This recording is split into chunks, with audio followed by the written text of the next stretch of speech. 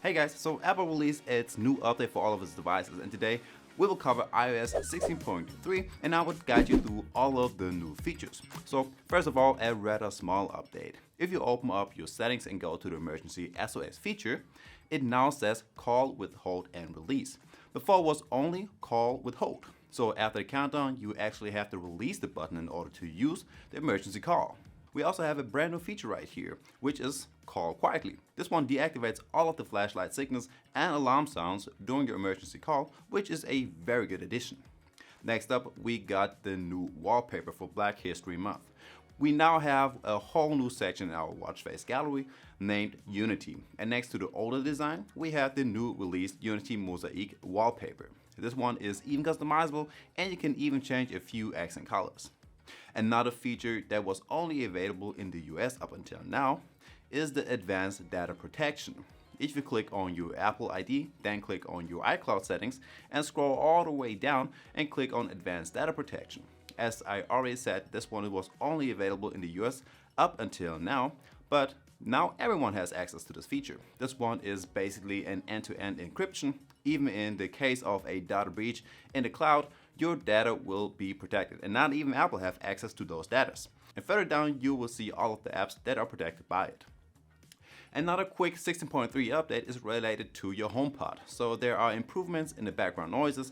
The temperature sensors that is built in the HomePod mini and in the bigger version will now be activated, and a lot more. But all of those things will be a video on its own.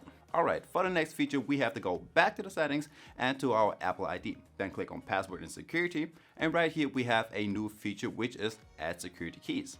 With this one you will have an alternative to the two-factor authentication, which is FIDO certified security key, and you can use this one instead. Well, actually you need two of those keys in case you lose one, so you still have access to your account. Let's get over to some bug fixes.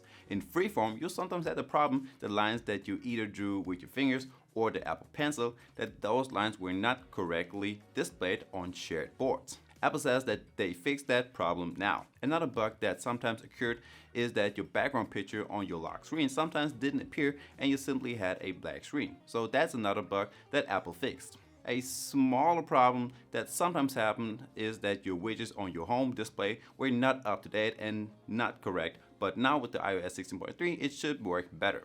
There were even some bug fixes regarding the Siri. It didn't work properly during your CarPlay and if you asked her to look for some music.